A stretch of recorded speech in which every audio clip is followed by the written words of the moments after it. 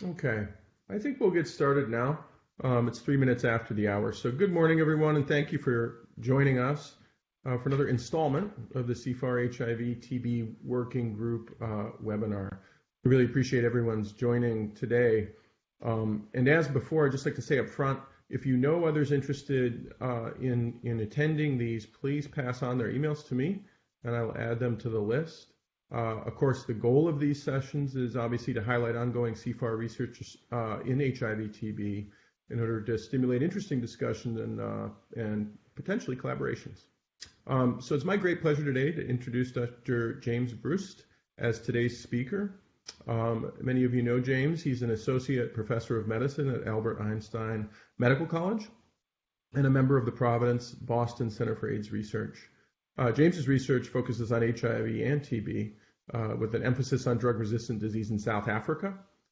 He's the PI of several ongoing NIH studies, including 2 studies specifically evaluating bedaquiline treatment and resistance, as well as risk factors and mechanisms for resistance and treatment failure in patients with HIV and MDR-TB. In addition, I think it's impressive, James is a mentor to numerous junior investigators it is an institution by a K-24 grant focusing specifically on HIV/TB mentorship. So today, James will be giving the talk entitled Safety, Pharmacokinetics, and Resistance to Bedaquiline and XDR TB in South Africa, the PROBeX Study. And as in previous webinars, James will speak for approximately 30-40 minutes, and then we'll hopefully have points of discussion that we can carry through to the end of the hour. If you have questions that aren't absolutely urgent points of clarification, I ask that you simply add a note in the chat box to let me know if you have a question to ask, and then I will call on you after the talk is over and you can ask your question directly. So with that, James, why don't you take it away? Thank you, Greg. Let me just...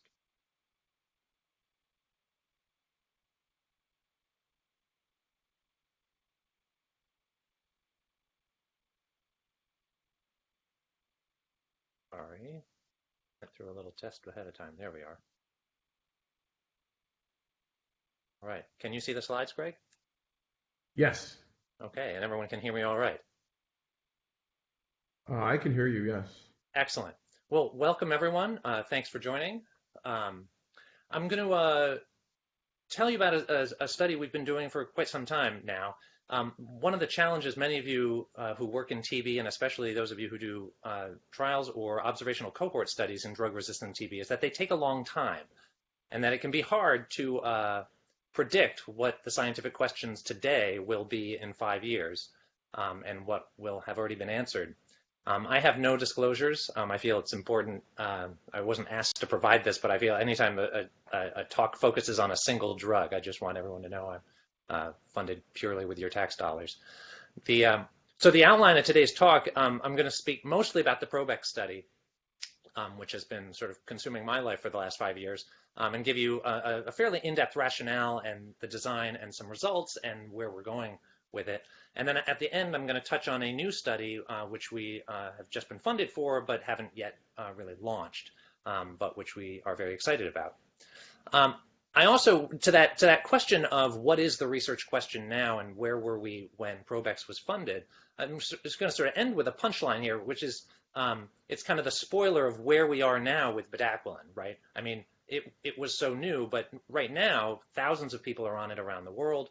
We know that bedaquiline is a very potent drug, a very effective drug. This is data I'm sure many of people on the call already know, from the South African National Program showing survival curves of XDR or MDR with and without bedaquiline, showing substantial benefit. And then, of course, the IPD meta-analysis that came out a couple of years ago from around the world showing substantial benefit for treatment success in patients who got bedaquiline and improvement in mortality. But and because of that data, of course, the WHO has now changed their guidelines, and all patients with RIF-resistant TB should be on an all-oral regimen that includes bedaquiline, as well as fluoroquinolones, linezolid, and clofazimine or cycloserine. And bedaquiline has been rolled out. This came out in the WHO Global Report from just a couple weeks ago. These are the countries in dark green that are using bedaquiline. It's a little not right. One person can get bedaquiline in a country and they turn green on the map, but it is in widespread use now, where countries can get it and can afford it.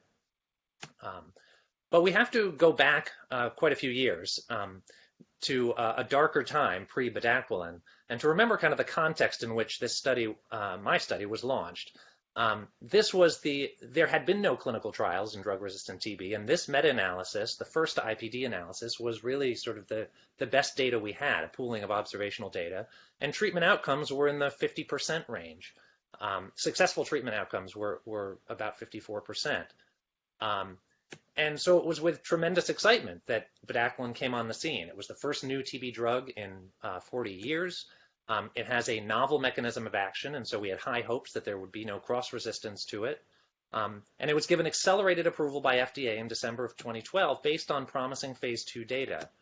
But to this day, there has still not been a published phase 3. It has an extremely long half-life, which I'll say more about in a bit. And it was known already to prolong the QT interval. That was in the FDA briefing packet. And it carries a black box warning, which got a lot of attention and op-ed pieces written about. This is the black box warning. You'll see not just QT prolongation, but also increased mortality. And to remind everyone, there were 3 phase 2 studies done by Janssen. The C208 stage phase 1 on the left, C208 phase 2 on the right, then the C209, which was an open label single arm study, trial really. And in the first trial, the outcome was time to culture conversion. It was optimized background regimen with placebo or optimized background regimen plus bedaquiline, and showing an improvement. And then these were final treatment outcomes, substantial improvement in mortality, though a very poor treatment success cure rate in the placebo arm is noteworthy. But the thing really here is that I'm highlighting is the increased death in the bedaquiline arm. And so there was a lot of nervousness about bedaquiline when it first came out. It hadn't been tested in a lot of people, and there were these worrisome signals.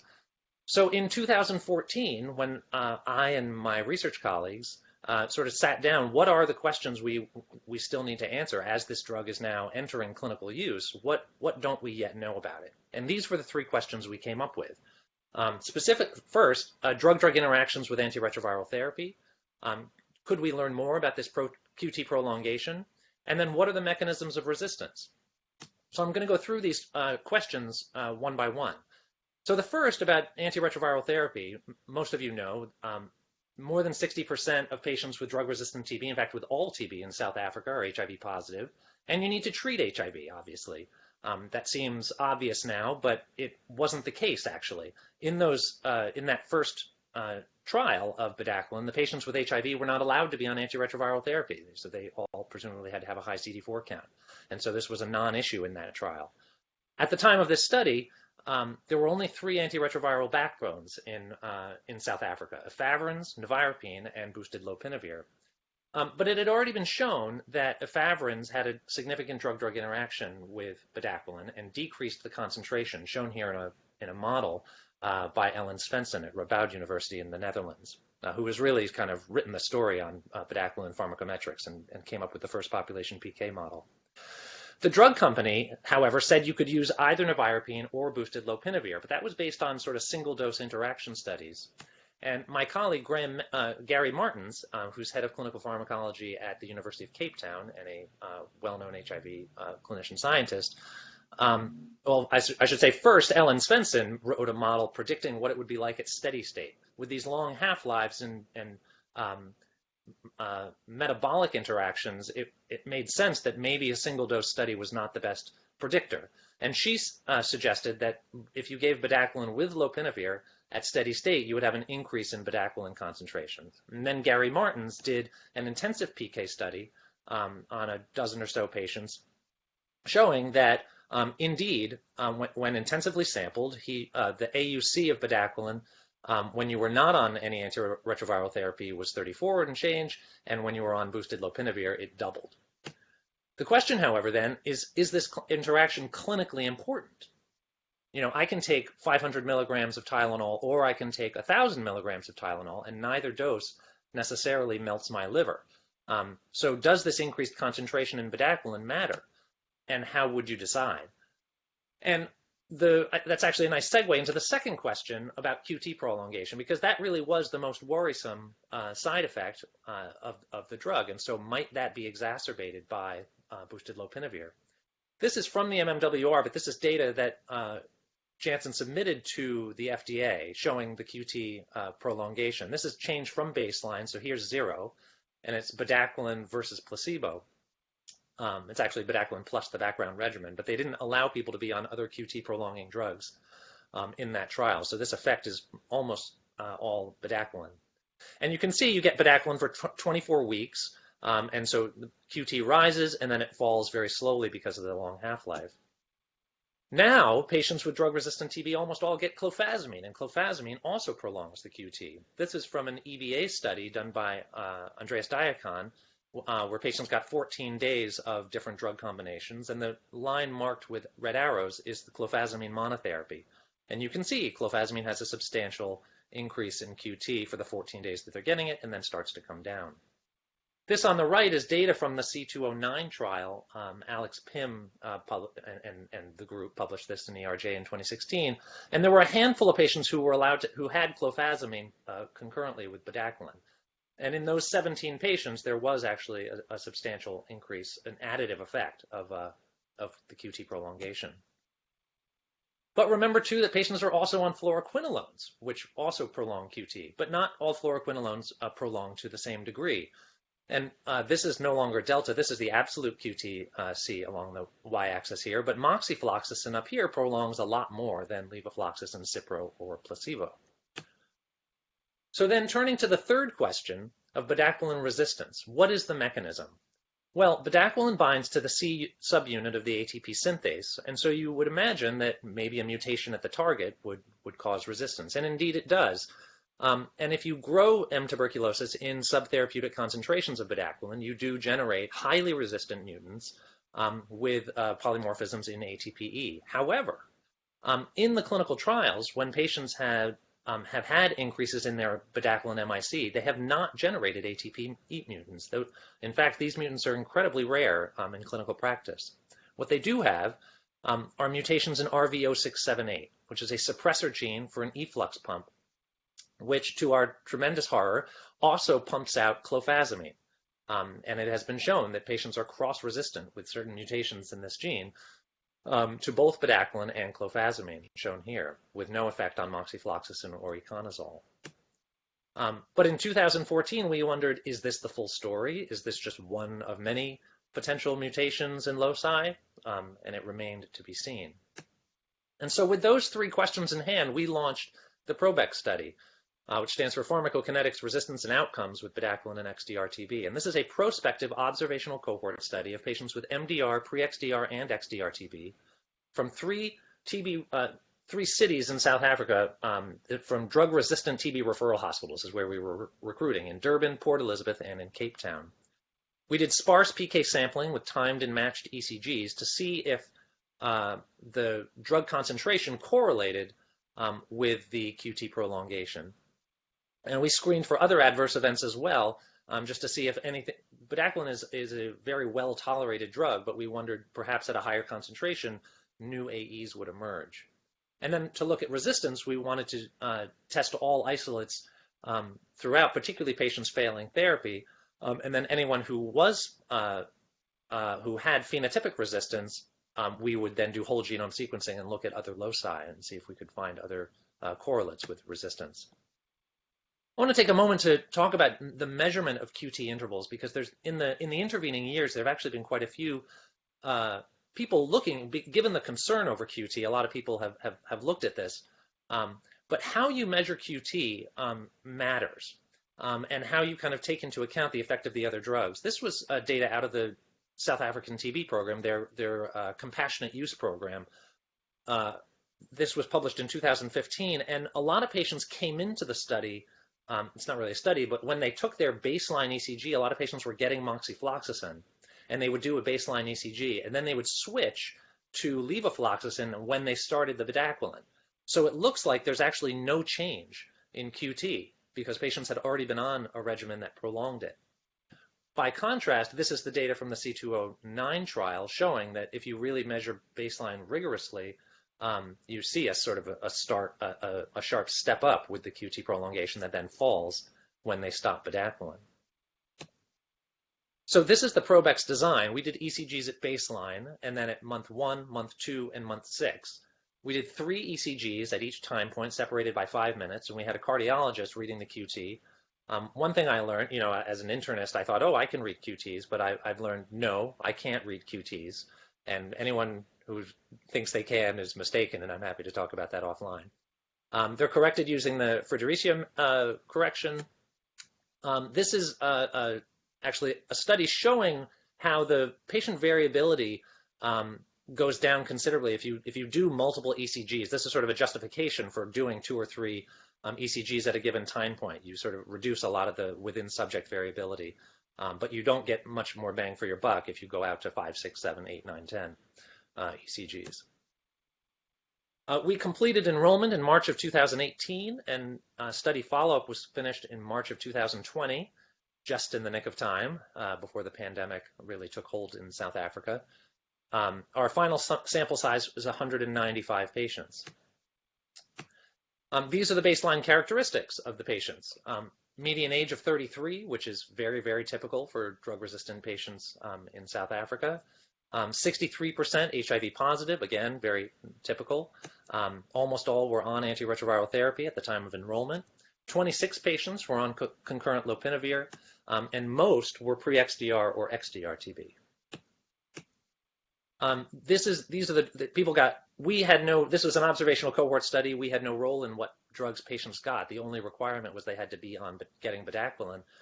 But you can see from the list here that almost everyone was getting bedaquiline, clofazimine, pyrazinamide, levofloxacin, linezolid, PAS, and taururzidone, and then a smattering of people got sort of the other drugs shown here at various time points. This is time to culture conversion. The 89% of the entire patient population achieved culture conversion.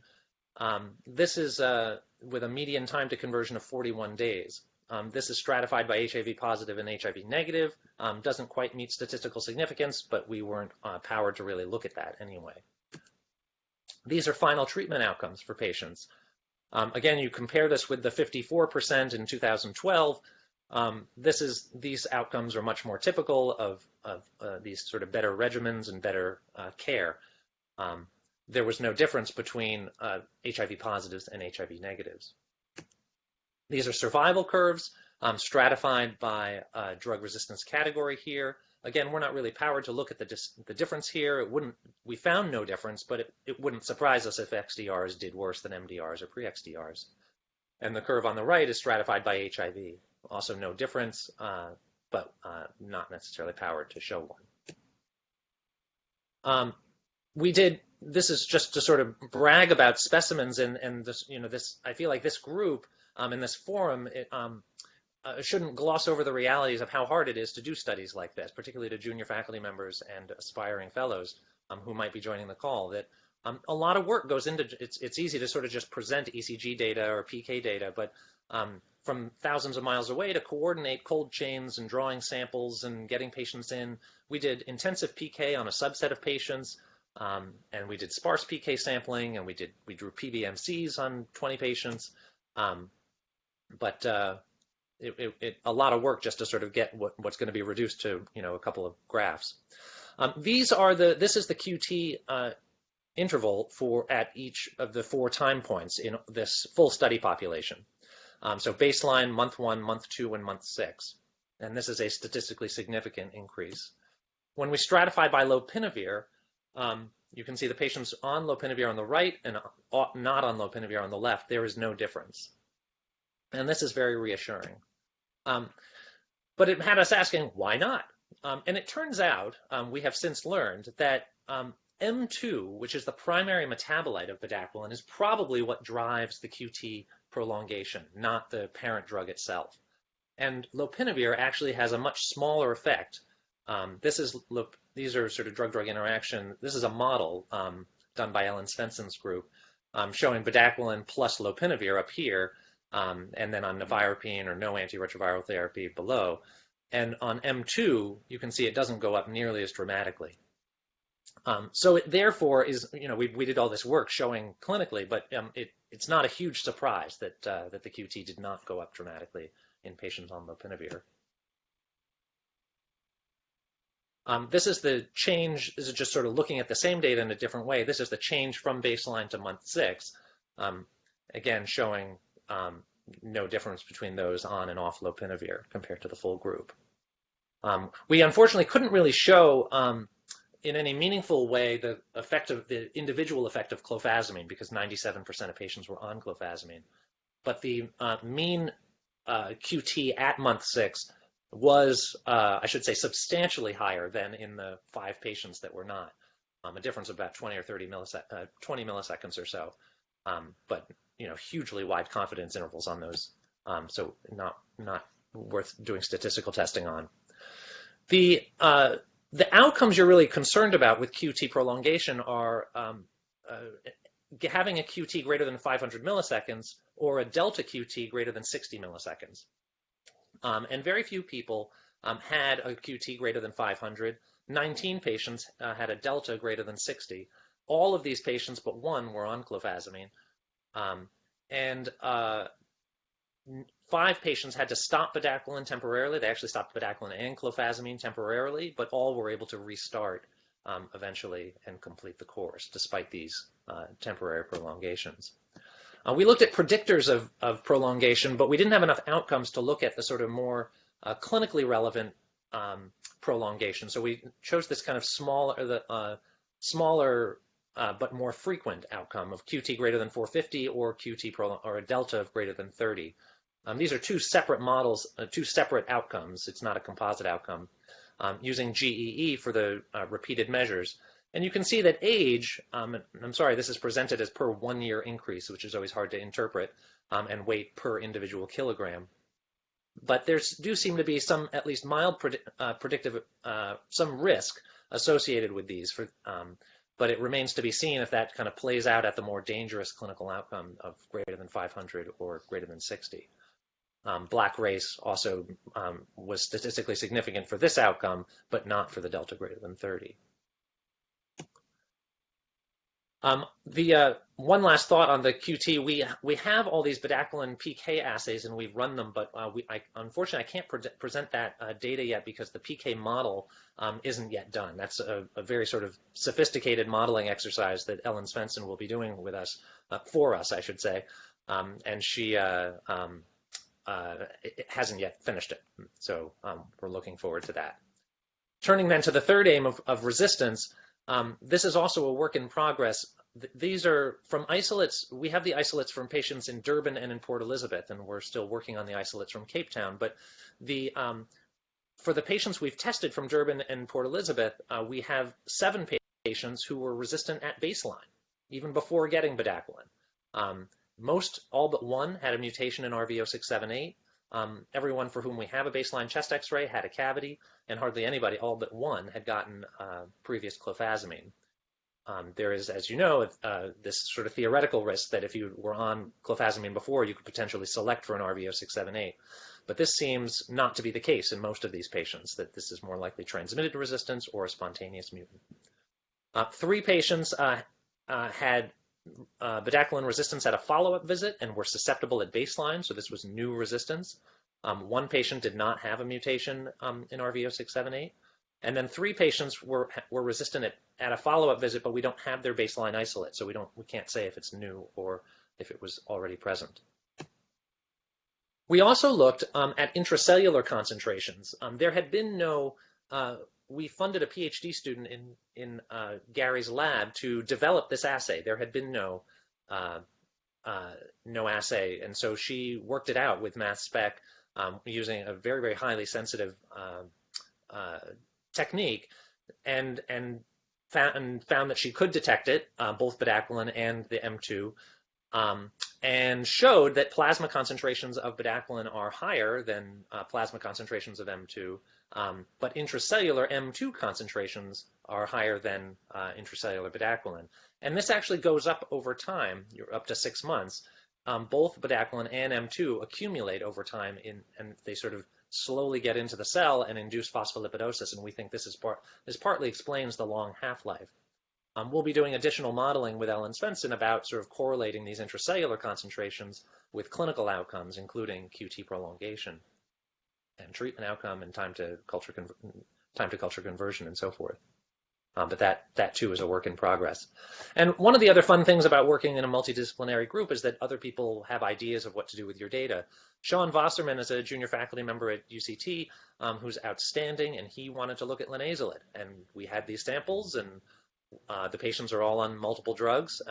And so he looked at, this is an intensive PK study of linezolid and showing considerable variability both at the 300 dose and at the 400 dose, sort of defining the PK characteristics at 600 a day. Most people got 600 a day. And then also looking at the likelihood of achieving a target-free AUC over MIC based on different MICs in the community. And if you have a very low MIC out here, almost everyone's above this black line, whereas if you have sort of emerging resistance in your community, hardly anyone breaks through that line. Mahmoud Abdelwahab is a PhD student in pharmacometrics at UCT, and he wanted to look at clofazimine, a drug that's been around for some 70 years, but about which we know hardly anything. And he, using our data and some data from a TB Drug Alliance trial, showed that women actually have much lower concentrations of bedaquiline than men in South Africa. And in fact, he developed a POP-PK model and showed that women take much longer to get to the target concentration here, about 10 weeks until or more before they kind of catch up with men, and found that this was largely driven by fat mass. There's a large, in South Africa, the difference between men and women in fat mass is especially pronounced. And using his POP-PK model, then simulated using a loading dose instead of the usual 100 milligrams a day, that you could get yourself up to the target concentration in men or women at a range of fat masses. So that's kind of where we are with the PROBeX study. I'm going to use the last couple minutes to just talk a bit about the Blueprint study, which is centered around the premise that not everyone takes their pills. And that's, I know, not the most shocking announcement to date. But we thought that this warranted some investigation. We looked at this in KwaZulu-Natal 10 years ago, in fact, data from 20 years ago, showing that at that time, 20% of patients were interrupting therapy prematurely. But this has persisted. This is data, these are slides I got from Iqbal Master at King Dinizulu Hospital in Durban, showing treatment outcomes for patients with XDR TB. And you see actually the XDR outcomes jump significantly. The success rate in green here jumps up considerably with the arrival of bedaquiline. But this treatment interruption rate has largely gone unchanged. These are in XDRs, and these are in MDRs, closer to 20%, persisting to this day, even on bedaquiline regimens. So what does that mean, though? An interruption of bedaquiline can be very complicated because it has such a long half-life. And this won't be new to patients to providers who are used to using efavirenz, when patients used to stop their co-formulated efavirenz, tenofovir, and emtricitabine, that the two drugs wash out, but the efavirenz would stick around. Well, this effect is even more pronounced with a half-life of 5.5 months, with a long tail of bedaquiline hanging out after the drug regimen has been discontinued. And so a treatment interruption could be potentially very problematic and put the patient at risk of resistance.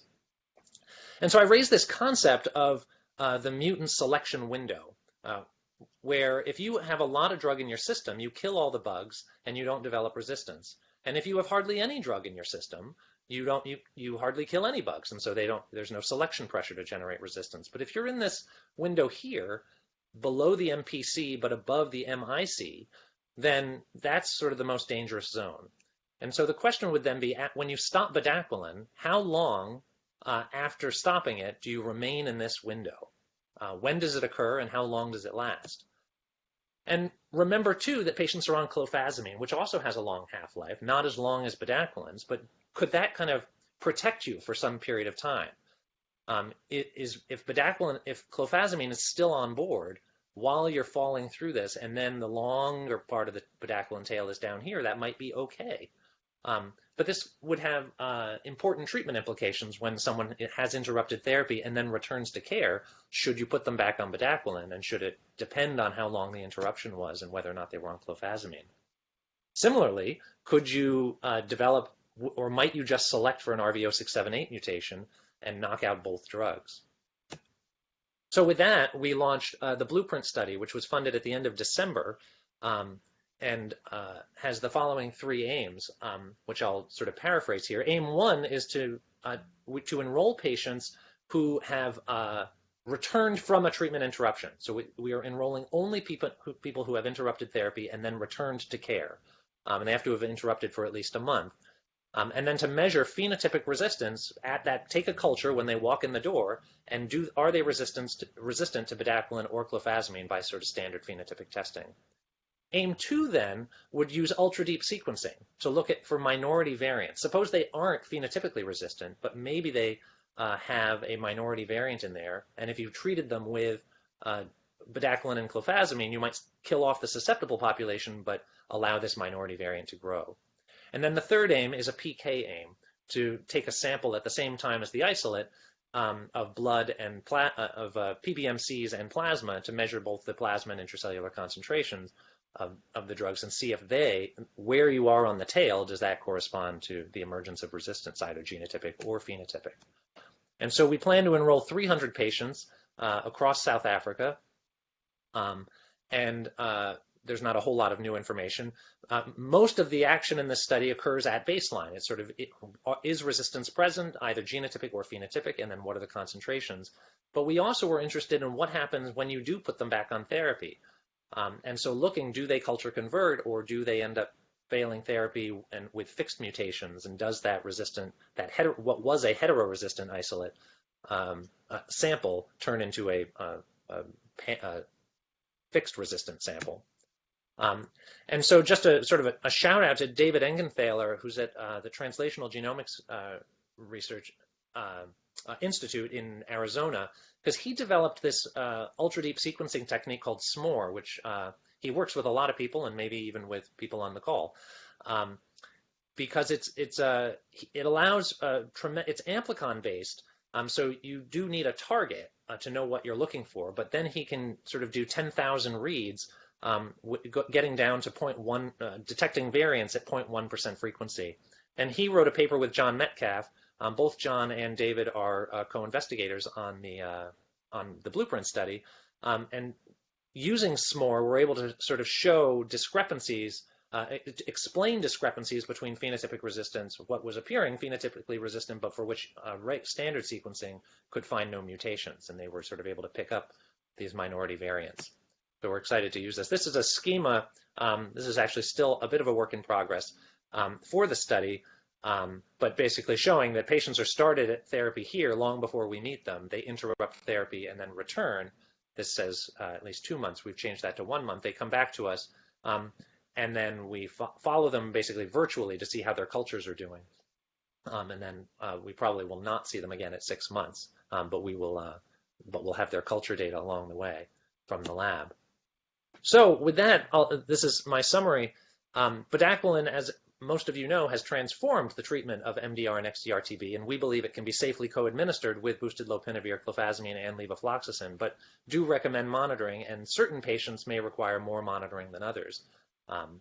Treatment interruptions then may threaten the utility of bedaquiline, and heteroresistance could potentially portend eventual treatment failure, and these are questions we hope to answer with the Blueprint study. This is a highly multidisciplinary study and multinational. There are a lot of people to thank. I won't name them all, but I'll leave this up for a moment, and thank you all for attending. I'm happy to take questions. Wonderful. Thank you, James. So at this point, I wanted to just open it up for questions, and again, if people can open up the chat window and just sort of say I have a question, I can turn the floor over to you in the order in which I received those messages. But really well done and clearly explained, James. I had a few questions. One is just in the Philadelphia TB control program, It's often takes some time to get bedaquiline, to get patients initiated on bedaquiline, like can easily be over a week, and getting it in the hospital is often very, very complicated. So if patients are hospitalized for a while, it's very difficult to get them started on it quickly. Often you can temporize with other agents, but in a patient with advanced immunosuppression, time does matter. So in South Africa, in your experience, is bedaquiline readily available, right? The prescription and the patients on it as quickly as they are levofloxacin, for example? It really is now. I mean, South Africa has, I will give them tremendous credit for this. They've really kind of led the field on bedaquiline. I mean, more people have gotten bedaquiline in South Africa than in any other country combined, I think. Yeah. Yeah. And this was not always the case. I mean, they were sort of out in front from the get-go, but they used to, when supply was more limited and there was sort of an approval process to get bedaquiline and to make sure that the patient, that they were going to be on a regimen that sort of would support it, that you weren't basically giving bedaquiline monotherapy. And so those patients, yes, there was a delay, and people would often be left on kind of not a great MDR regimen while they were kind of waiting for, and sometimes they would be put on a decent regimen and then they would add the bedaquiline a little bit later. But over the last 5 years, and certainly for the past 3 or so, I mean, it's become much more seamless. The gatekeeping for bedaquiline has really gone away, and now it's available even in the descent. You don't have to be at a TB referral hospital to start bedaquiline anymore. Wonderful, wonderful. I'm going to turn it over. There's a couple questions that have come in. I'm going to start with Amy. Amy, go ahead. Hey, thanks for a really nice talk. I have a question, actually I have a couple of questions, but the first one's about the last chunk of your talk. In your Blueprint study, do you have a sense of like when patients actually experience treatment interruptions? Because you could imagine if it's like relatively early in the course of treatment, when they have a higher bacterial burden, there may actually be a higher likelihood of resistance emerging, whereas if it's after a few months, that may be less of an issue. And then essentially the other two questions are, one, like given the difference in time to achieving good concentrations in women versus men, do you see differences in rates of resistance in women and men in South Africa? And then the third question is just the amount of drug resistance that was pre-existing in your cohort. Is that because of basically pre-existing exposure within the community, or is that just baseline variability in the genotypes of those strains? Those are outstanding questions. I've already forgotten what the first one was. Bedaquiline. The first one is the timing of treatment interruptions. Yes. Do you think that matters? So I'm sure it matters, but we don't know. It kind of remains to be seen. And we've in the study design, we've been trying to kind of hedge our bets. We want to, of course, enroll as many people as possible, but we also want them to be high yield. And so in the grant, we said they had to have had, at least, I think, 2 weeks or 4 weeks of treatment, but couldn't have more than 5 months of treatment, because by then they might be cured and wouldn't be culture positive anymore, and like the effect of the interruption would sort of matter less. But I don't think we really, I don't think we really know. It's interesting you asked that. We've had patients, we've done a number of cohort studies on drug-resistant patients, and we've had patients interrupt, but I feel like the interruptions have some people disappear at month 1 and some people disappear at month 18, and it can be hard to predict. But these are all kind of smaller sample sizes. I don't have a great population level answer. Your second question was whether there's gender difference in drug resistance. Right. Sorry, I bashed you. So for clofazimine, which is where that gender difference was, we don't know because hardly anybody does clofazimine resistance testing. And so we don't even know. It's not part of sort of the standard panel. We're going to be doing clofazimine. We have on all these isolates we have, we're going to be doing clofazimine MICs on all our isolates. And we'll be able to look at our own study population, but it'll still be a little limited. But that certainly having found that discrepancy, it gives you something to look for and kind of correlate with other findings. And the emergence of resistance would be one of them. And then your third question was about baseline bedaquiline resistance, right. And whether that's because of pre-existing exposure. So we don't know. Hardly anybody. No one in the study would have had previous bedaquiline. That was an exclusion criteria. And hardly anybody had previous clofazimine. But you ask about bedaquiline in the community, and it could be. We don't know. When you sort of see a mutation like that, I mean, just like we showed that most XDR in TB, or at least in KwaZulu-Natal, is transmitted resistance, that most patients had not had TB before, let alone XDR TB. And so it would stand to reason now, with tons of bedaquiline being used in South Africa, that we're going to just start seeing transmitted resistance. I didn't show you the outcomes of these patients. What's reassuring is that even these patients with baseline bedaquiline resistance still did pretty well, showing that these regimens with linezolid and clofazimine and levofloxacin are still quite effective. But it is worrisome. The other, for more on the baseline resistance question, I would direct you to two papers by Max O'Donnell at Columbia. One's in Lancet Microbe and the other's a letter to ERJ. And he looked also in KwaZulu-Natal from his what's called the PROBeX study, and did very nice sort of sequencing work on sort of showing a whole slew of mutations across RV0678. Wonderful. We can go to next, or sorry, Amy, did you have a follow-up? No, I just want to say thank you. Yeah, we have, good. Thank you for that. We have Joe and then Peter and Richard, a few more questions here. Joe? Yeah, hey James, that was really great.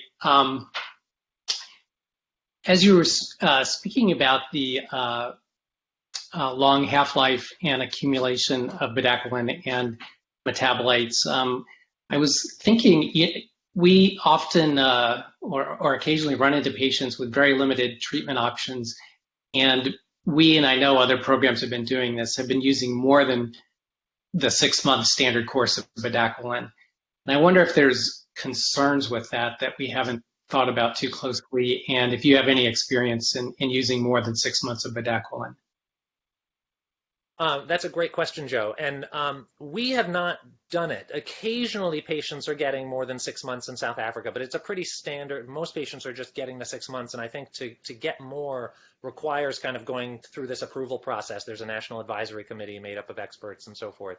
And it's very much on a case-by-case basis. And I haven't seen any data out of South Africa published on extended courses. But you're absolutely, there was a paper, I think it was Lorenzo Guglielmetti out of Europe, published a paper on sort of prolonged courses.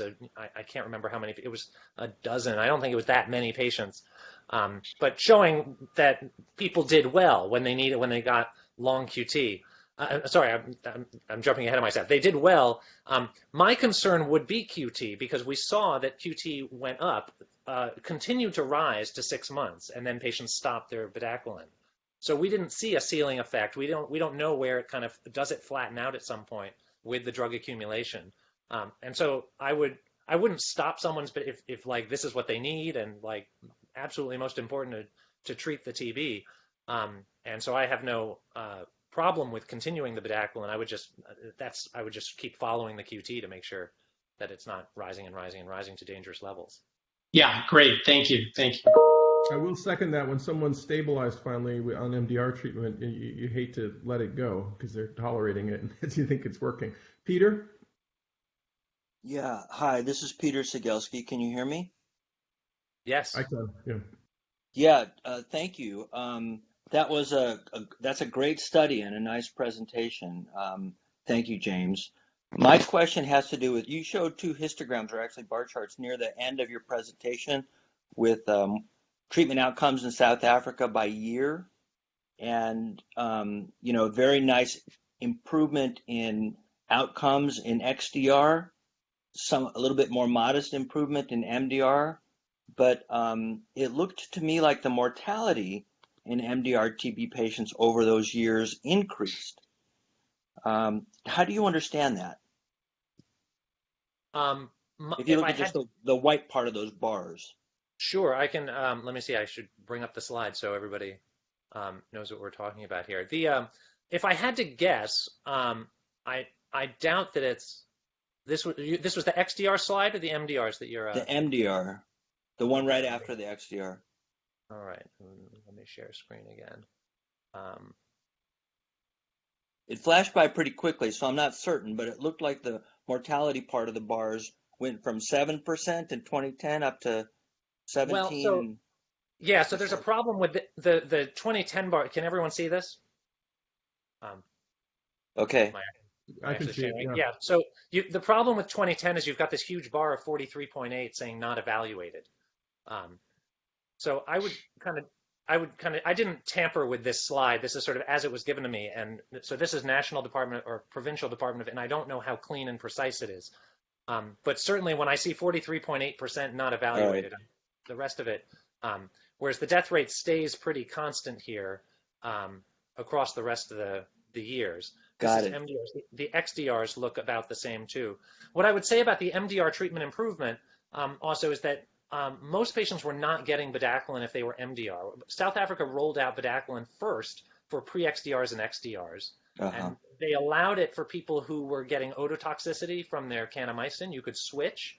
But it wasn't until just a couple of years ago that all RIF-resistant patients were getting bedaquiline. And so this ends at 2016. So you're not going to see even the treatment improvements reflected. All right. But I mean, still, okay, so it's not quite the trend that I imagined when it flashed by comparing the first and the last, but still it's not dropping sharply like it did for XDR. That's certainly true. Just an observation, that's all. Yeah. Thank you. And thank you again for the study. Richard. Yeah, first of all, can you hear me? Because I never know if I got all my mute mechanisms off. Yeah, yes. I can hear you. Okay, thanks. James, excellent. I remember when you submitted this grant, my first reaction is, God, this is exactly what we need.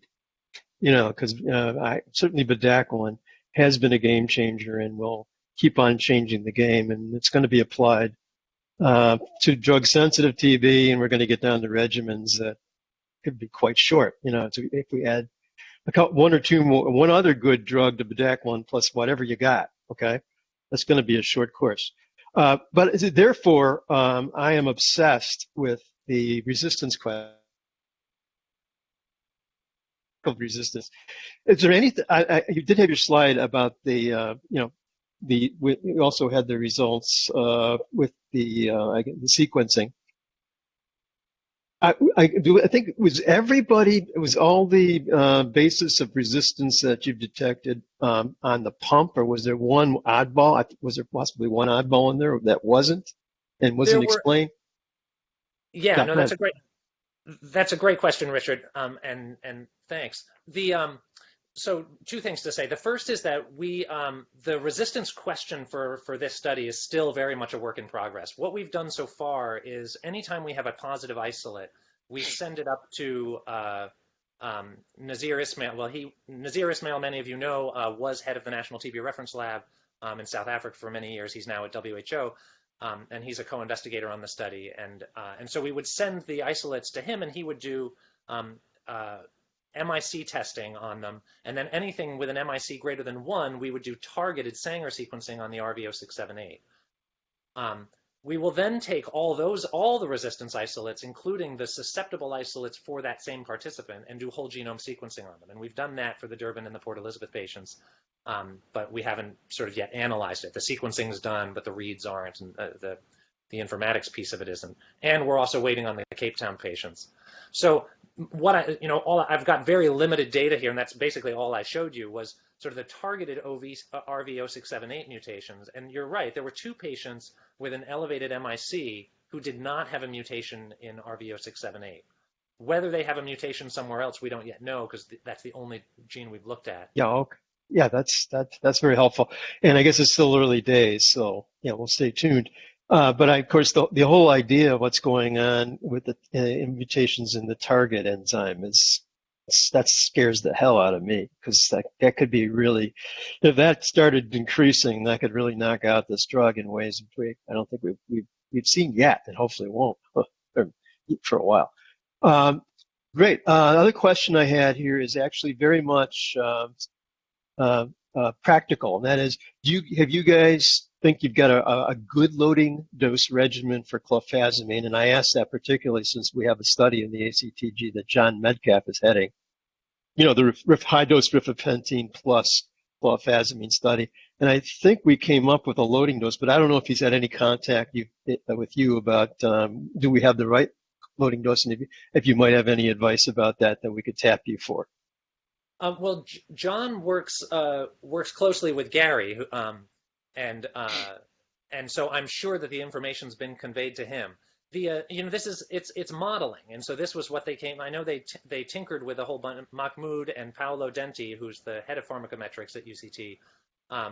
I know he and Gary and Mahmoud all were tinkering with different permutations of 200 for 2 weeks or 200 for 4 weeks and sort of showing which ones overshot and which ones sort of undershot. And so they seemed most happy, I should say, with the 200 for 2 weeks, I think it is. Okay. Before dropping down to 100. And that seemed to perform the best without getting you into the way above where you want it to be. Right? I mean, the loading dose for bedaquiline, we know now, sort of overshoots. And you actually end up higher levels and then come down into your steady state. But that might not be so desirable with clofazimine. Yeah, I'll go back and check. But it sounds like you've got some data that actually addresses it, so it isn't just based on the model per se. The last thing I want to say is there's a lot of stuff here. Even though you've still got a long ways to go with your analysis, there's a lot of stuff here to pick through. So at some point, we'd like to have you give a presentation to us at NAID, including our colleagues in DMID. I think we'll all be very interested. Thanks. Thanks, Richard. Great. 2 more questions have popped up. Asa? Hey, James, this is Asa. I don't know if you remember me from when I worked briefly on the project. I'm at University of Washington now.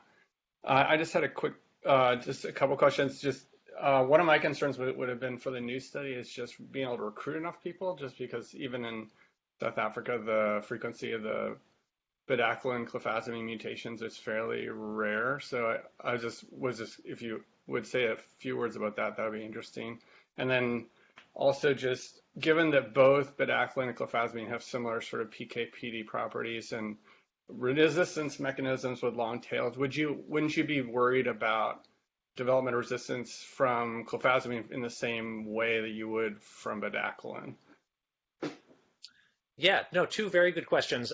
So the first about recruitment.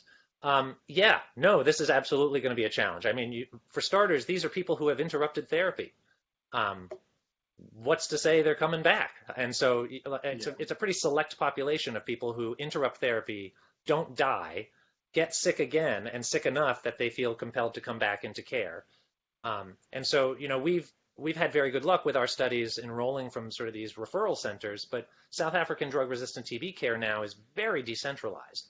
And so the days of just sort of sitting at Jose Pearson or King Dinizulu or Brooklyn Chest and knowing that you basically have the entire province's cohort in your hands those days are gone, and that's a good thing. I'm all for the early part of my career was spent on sort of community-based treatment of MDR-TB, and so I totally endorse decentralization, but it does make it harder to find patients when there are 20 patients at this clinic, 10 patients at that clinic.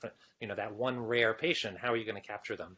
And so we've actually we're going to have a different recruitment strategy and design for this, where we're actually probably going to be enrolling from a number of different places and sort of lower volume, a higher number of sites, each sort of giving us a fewer number of patients. Yeah, would you? Your second question with clofazimine, are we not more worried about clofazimine? I think if you're on clofazimine and bedaquiline, the assumption would be that bedaquiline would protect you from the clofazimine. But that the clofazimine will wash out before the bedaquiline, and so we're more worried about that longer tail on bedaquiline. Okay. Good. Thank you for that question. I think the last question we'll go with Yuri. Hi, James. My name is Yuri Vanderheiden. Thanks so much for a great talk. Very interesting. Just a question about your first study you presented. I wasn't sure how long the follow-up was, and if during that cohort, if you encountered any patients who had TB recurrence, and if you were able to test them for, at the genotypic level, any mutations related to bedaquiline resistance. So, great question. It was totally an omission. We followed people for the duration of their therapy, or 24 months, whichever was longer, basically. But almost everyone had about 2 years of follow-up. I think the median duration of follow-up was 22 or 23 months or something in the end. And you're going to have to remember, too, that this is in the days of the long treatment regimen. This was before sort of short course. The Bangladesh regimen wasn't yet being used with bedaquiline then, and so everyone was on a 20 to 24 month regimen largely. So we did have some patients in, we didn't follow people post-treatment completion. So we don't have like a year or two after follow-up, unfortunately. But we did have people interrupt therapy who had culture converted, say, and looked like they might be doing, and then returned to care at what would have been month 30 or something. And then we would sort of get a little bit of data on them, and they'd be culture positive and failing therapy and so forth. But so a couple of the people whose isolates I presented were sort of very late, month 17, and so. And one of those people was a treatment interrupter who came back and then was positive and had resistance. But these are all kind of small numbers I'm telling you about. Sure. Okay, great. Thank you. Sure. Good. We're at the top of the hour. I'm going to try to get in one last question. Extrapulmonary TB. Some of these patients undoubtedly have TB meningitis. It looks like bedaquiline concentrations in CSF are very, very low. Are you thinking at all about evaluating the PK of perhaps the metabolites in the CNS or potential use for severe forms of drug-resistant TB that are extrapulmonary? That's a terrific question, Greg. We are not. I mean, we're not really in a position to, given the setup of our study. I know that early on, and you may know more about this than I do, but early on there was an issue of how bedaquiline concentrations were measured in the CSF. That it sort of, if you used the wrong tubes, it bound to the plastic in the tube and so there was, I thought there was some question of were the concentrations as low as people thought. Maybe it's still low, even after you correct for that. But maybe I don't. Perhaps someone else on the call knows this better than I. We did not have a noticeable. I mean, I'm sure some people had a certain amount of TB meningitis that we just didn't really detect or didn't capture. Patients had to have pulmonary TB to be in our study, and they couldn't be profoundly encephalopathic. Wonderful. Well, thanks everybody, and thanks especially to you, James, for giving such a wonderful talk. I'll be in touch. Myself and others will be in touch with the group to try to plan to do another one of these in the next 2-3 months. And James, thanks again for a wonderful talk. Thanks, everyone.